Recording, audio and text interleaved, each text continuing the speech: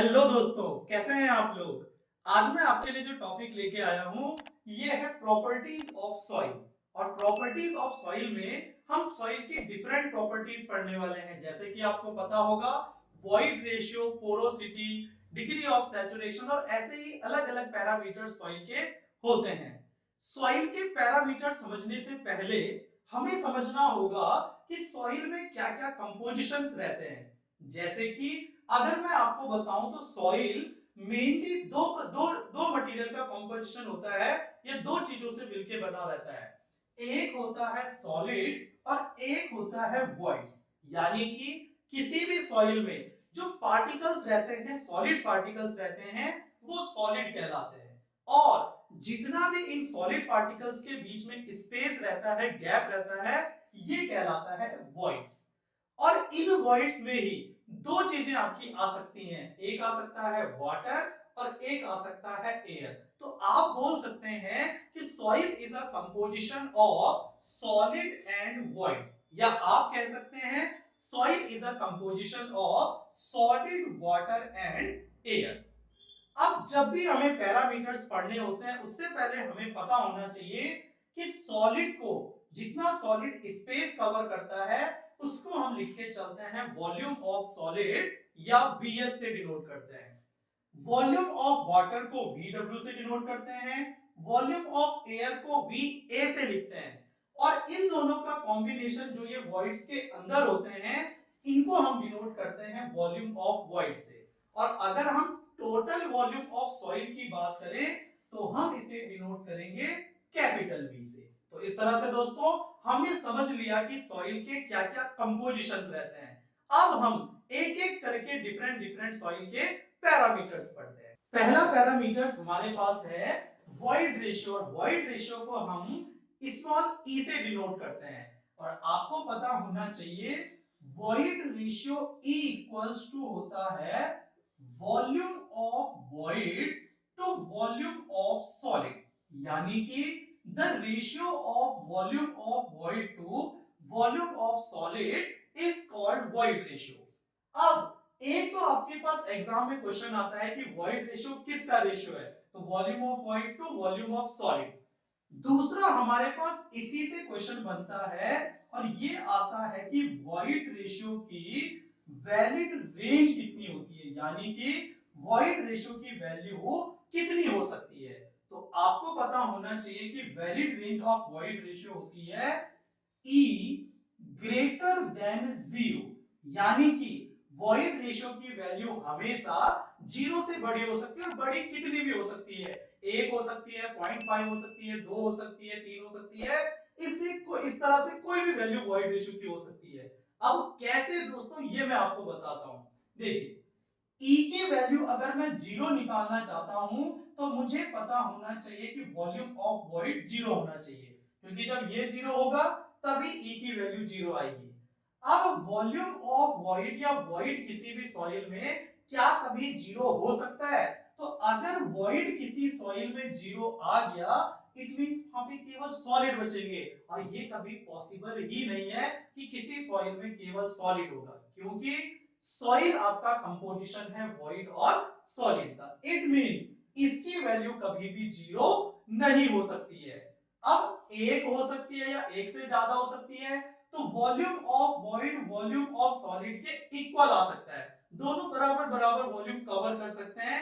It means जब ऊपर नीचे वाला सेम आएगा तो वैल्यू 1 आ सकती है, तो एक भी आ सकती है। वॉल्यूम ऑफ वॉइड की वैल्यू वॉल्यूम ऑफ सॉलिड से ज्यादा भी हो सकती है, तो एक से ज्यादा भी आ सकता है। और वॉल्यूम ऑफ सॉलिड कम भी हो सकते हैं, यानी कि पॉइंट में भी वैल्यू आ सकती है।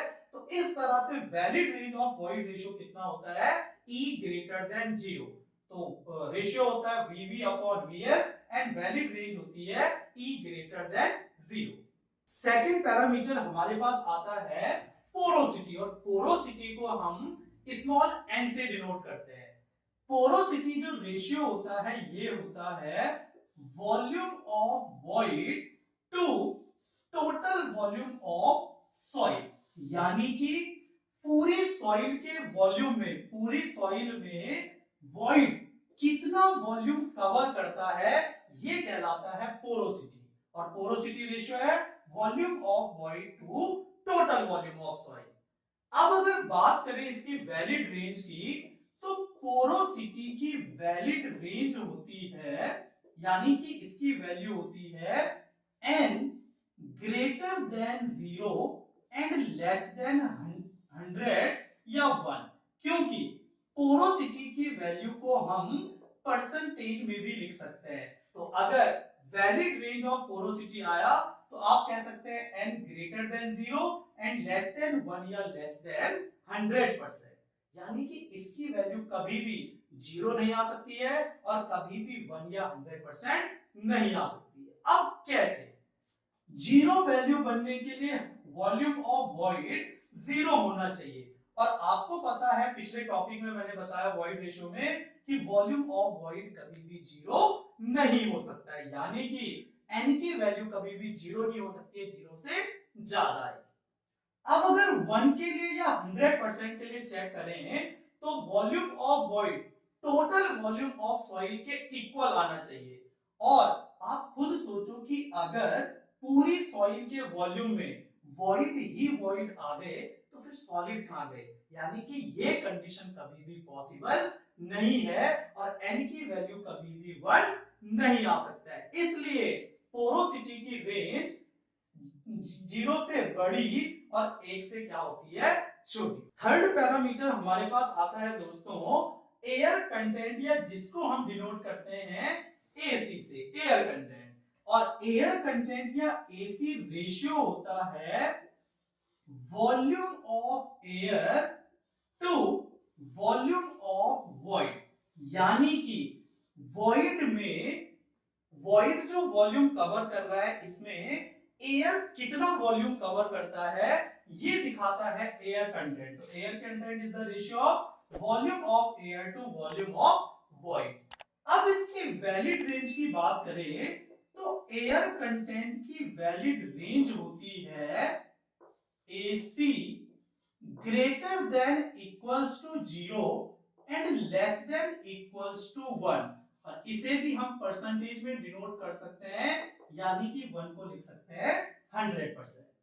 अब इसमें आप एक चीज ध्यान दे रहे होंगे कि यहां पे ग्रेटर देन इक्वल्स टू 0 आया और लेस देन इक्वल्स टू 1 आया, यानी कि इसमें 0 और 1 भी इंक्लूड होता है जो कि पोरोसिटी में इंक्लूड नहीं थे। अब कैसे?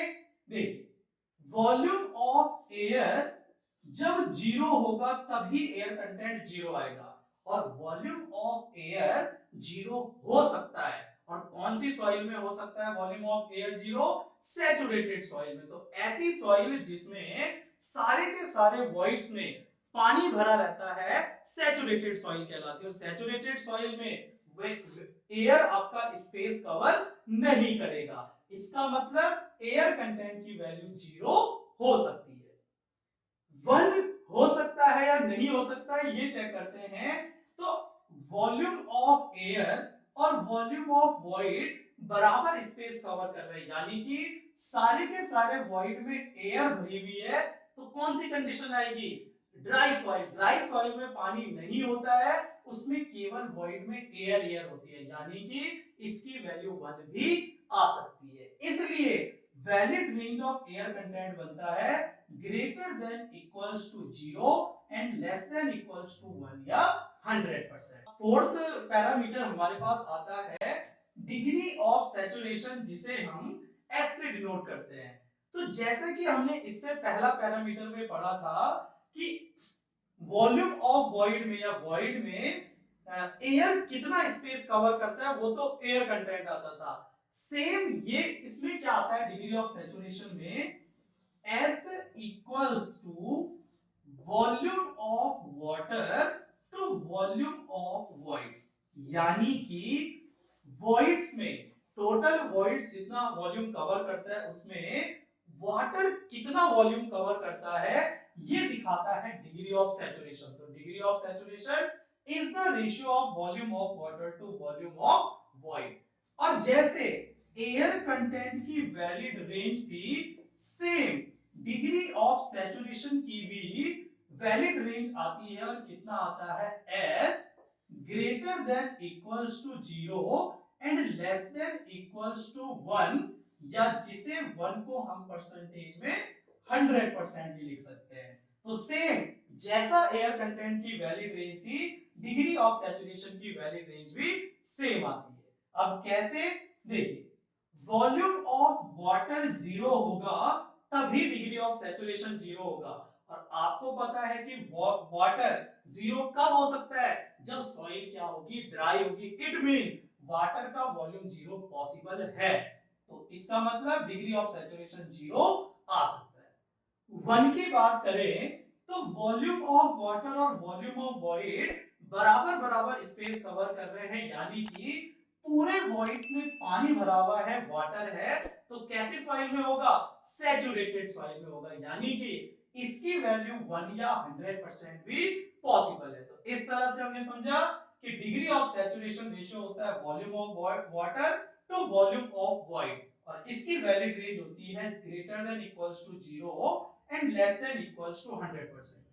अब आपको मैं बताऊं कि जो हमने थर्ड पैरामीटर एयर कंटेंट पढ़ा और fourth parameter degree of saturation पढ़ा, इसमें एक रिलेशन आता है। क्या रिलेशन आता है, AC plus S equals to 100%, या 1 भी बोल सकते हैं। क्यों, वॉइड में एयर जितना स्पेस कवर करेगा एयर कंटेंट, वॉइड्स में वाटर जितना स्पेस कवर करेगा डिग्री ऑफ सैचुरेशन। और अगर हम दोनों को जोड़ दें तो वाटर और एयर मिलके वॉइड बनेगा, और वॉइड अपॉन वॉइड से 1 वैल्यू आएगी या 100%। तो एग्जाम में बहुत क्वेश्चन आते हैं कि अगर एयर कंटेंट 60% है तो डिग्री ऑफ सैचुरेशन कितना होगा, तो आप 100 माइनस 60 40% आंसर दे सकते हैं।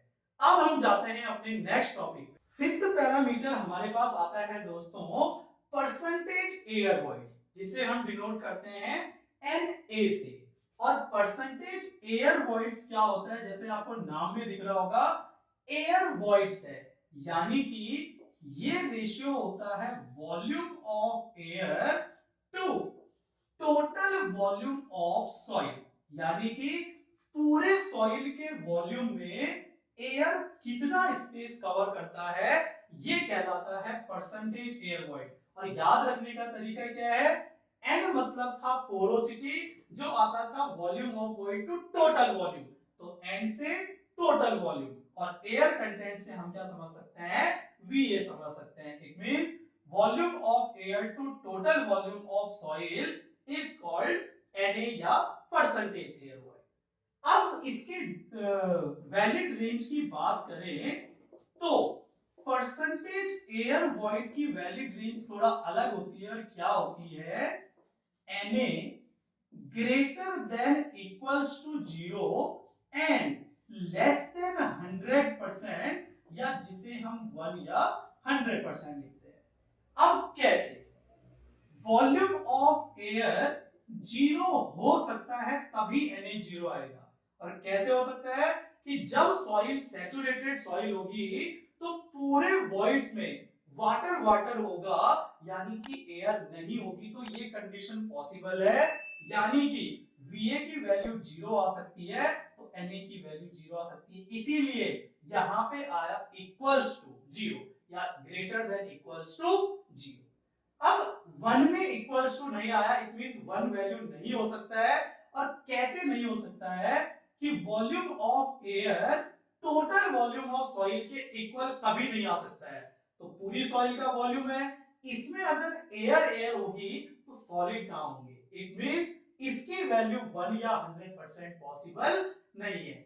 इसलिए परसेंटेज एयर वॉइड का जो वैलिड रेंज आती है greater than equals to 0 and less than 1 या 100%। तो इस तरह से दोस्तों मैंने आप लोगों को 5 पैरामीटर्स पढ़ाए, void ratio, porosity, air content, degree of saturation and percentage air voids. तो आई होप दोस्तों आपको ये टॉपिक्स बहुत अच्छे से समझ में आ गए होंगे, क्योंकि ये टॉपिक एग्जाम की दृष्टि से बहुत इंपॉर्टेंट है। और मैं आप लोगों के लिए जो टॉपिक लेके आ रहा हूं, जो वीडियोस लेके आ रहा हूं, ये आपकी प्रिपरेशन को बहुत अच्छा बनाएंगे। तो अगर वीडियो पसंद आए दोस्तों तो लाइक जरूर करें, शेयर जरूर करें, और चैनल पे नए हैं तो सब्सक्राइब जरूर करें। Thank you so much.